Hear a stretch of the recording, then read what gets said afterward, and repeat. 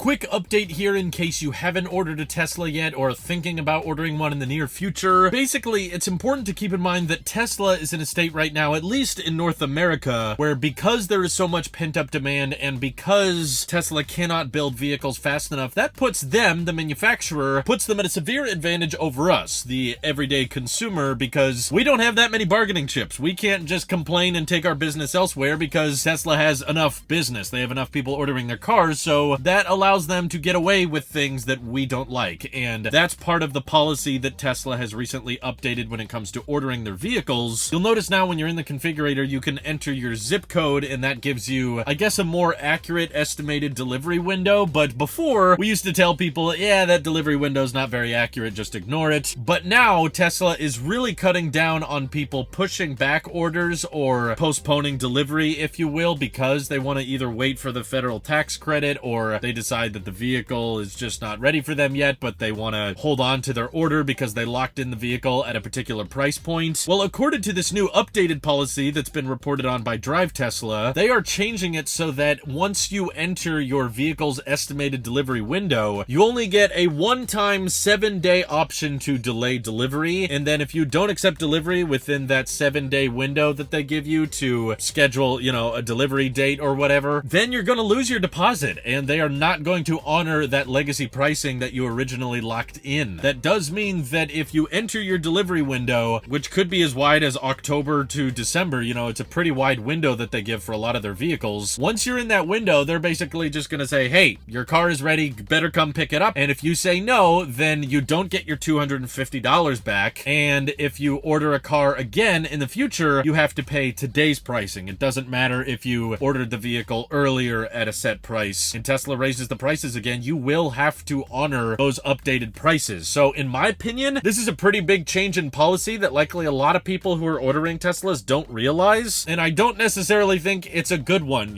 especially for us, the end consumer. It's quite frustrating if you've been waiting on your car for some people like 6 months to a year, and you're waiting and waiting and waiting, and then suddenly Tesla notifies you, hey, it's time to schedule delivery, and they only give you 7 days to basically pick a date, and if you don't pick that date, then you're just out $250. Yeah, absolutely, that sucks. And if it's possible for you to happily get by with another EV brand, I'm happy for you, and I think you should honestly try to make it work, because Teslas are pretty dang expensive right now, and as many people in the comments have pointed out, sometimes you're not honestly in a good position to take delivery of the car, especially when we're talking about 90-day windows that people need to be ready for. You don't know if the car is going to become ready on October 20th or December 31st, but at some point in that 90-day window, you're supposed to just stop what you're doing. Some people, especially during the holidays, are taking vacations or they're on trips, and you can't always schedule the delivery location to be where your location is on your trip. And I've seen many people say that because Tesla did not give them that many options for their delivery date, they had to rebook flights or they had to end trips early in order to not lose their deposit and honor their original promised pricing. So absolutely, I agree, this sucks. It's quite annoying that Tesla could just be like, yeah, you better get your car right now. If you don't get it, then we're going to give it to somebody else. And then they just don't really give you any wiggle room here. But on Tesla's side of things, it probably will help them accelerate delivery processes, because they are likely correct in assuming that, especially now in the fourth quarter, there's going to be a lot of people trying to delay delivery or postpone delivery so that they can ideally take advantage of the federal tax credit, which still at this point is not completely clear on which Teslas qualify for it. We know some sedans and SUVs just won't, like the S and X, because they're too expensive, but even the Model 3 long range, back when they were taking orders for it, didn't qualify because it was over the sedan price limit for the tax credit. But the Model Y technically would qualify, and I'm guessing that's Tesla's most popular model, as is, I'm sure, another bestseller, the Model 3 rear-wheel drive here. But because we don't have the exact data on where all of the mined materials that are going into the battery packs are coming from, we don't know if the Model Y can take advantage of the full tax credit, or the Model 3 rear-wheel drive will take advantage of half the credit, or maybe none of the credit. It's not really clear, but either way, I still think there's going to be a ton of people trying to delay delivery in the next couple months, and this kind of reassures that a lot of people won't try to postpone delivery as vehicles become available to order, and it saves time on Tesla's logistics side, because you can imagine, even ignoring the federal tax credit for a second, if you built the car to spec and you tell the customer, hey, your car is ready for pickup, and they're like, oh, I thought I'd have more money by now, so I'm going to delay delivery. Now Tesla has to reassign that VIN to a different config, flag, and if that person doesn't delay delivery right away, then that just means that the vehicle is sitting around at the factory lot or at a delivery center longer than it needs to be, or they have to transport it to a different delivery location to find someone who has a equivalent spec. So encouraging people to not mess up the logistics on Tesla end does help the business. I guess if you're a shareholder, you should be happy about that, but either way, it's not a great look, and it's not a great policy that protects the consumer. It's ultimately something that's just saving Tesla's time and money. But please be advised now, when you are ordering your vehicle, pay attention to that delivery window, and if for any reason you don't think you're going to be free or you don't think you're going to be financially ready in that timeline, then understand that you might be out the $250 if you can't accept delivery within those first 7 days. I hate to be the bearer of bad news on this one, but it's something that I think would make a big difference to people's purchasing process, and it's not something I see a lot of people talking about it, so I wanted to highlight it to just warn you guys, be careful, Elon's coming out there for your money. And if you were on the fence about a Tesla and maybe we're really close to going with something else, this might just be the straw that kind of breaks the camel's back. How do you guys feel about this policy change, though? Do you think it's reasonable? Do you think it's crazy? I'm sure we'll have a perfectly healthy discussion about it down in the comments below. And thank you to everyone on Patreon supporting this channel directly. It seriously helps us out a ton, as does just watching these videos. So thanks again. Have an excellent rest of your day.